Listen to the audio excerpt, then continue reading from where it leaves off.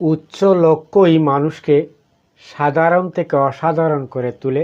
হ্যাঁ, ঠিকই শুনছেন, উচ্চ লক্ষ্যই মানুষকে সাধারণ থেকে অসাধারণ করে তোলে।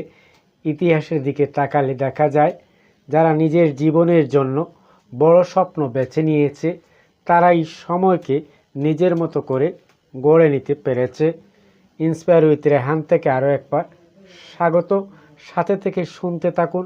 নিশ্চয় অনুধাবন করলে জীবনে আসবে নতুন গতি। লক্ষ্য যত বড় হয়, মানুষ তত গভীরভাবে নিজেকে প্রস্তুত করে চিন্তায়, কাজে এবং ধৈর্যে। কারণ ছোট্ট লক্ষ্য মানুষকে শুধু চলতে শেখায়, কিন্তু বড় লক্ষ্য তাকে লড়তে শেখায়, বদলাতে শেখায় আর শেষ পর্যন্ত জয়ী হতে শেখায়। জীবনের পথে বাধা আসবেই, এটাই বাস্তবতা। কিন্তু যাদের চোখে থাকে উচ্চ লক্ষ্য, তারা এই বাধাকে থামার কারণ হিসাবে দেখে না, বরং এটাকে নিজের শক্তি তৈরির সুযোগ হিসেবে নেয়। তারা জানে প্রতিটি ব্যর্থতা একটি নতুন শিক্ষা, প্রতিটি দুঃসময় একটি নতুন প্রস্তুতি। নিশ্চিত সাথে থেকে অনুধাবন করলে জীবন পাবে নতুন গতি। সাথে থাকুন। এজন্য তারা হার মানে না, থামে না, বরং প্রতিটি ধাক্কাকে পাথর করে আরও সামনে এগিয়ে যায়।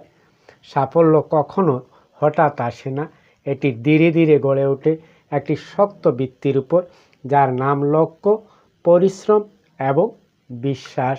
যারা যুগের শ্রেষ্ঠ হয়েছেন, তারা নিজেদের সময়কে মূল্য দিয়েছেন, প্রতিটি মুহূর্তকে কাজে লাগিয়েছেন এবং কখনো নিজেদের লক্ষ্য থেকে চোখ সরাননি। হ্যাঁ, ঠিকই শুনছেন, যারা সফল হয়েছেন তারা কখনো নিজেদের লক্ষ্য থেকে চোখ সরাননি। তাই তাদের অর্জন শুধু ব্যক্তিগত নয়, বরং প্রজন্মের জন্য অনুপ্রেরণা হয়ে থাকে। তাই যদি সত্যি জীবনে বড় কিছু অর্জন করতে চাও, হ্যাঁ ঠিকই শুনছেন, সত্যি জীবনে বড় কিছু অর্জন করতে চাও, তাহলে প্রথমে নিজের লক্ষ্যকে বড় করো, নিজেকে ছোট্ট ভাবা বন্ধ করো, স্বপ্নকে সীমাবদ্ধ করো না।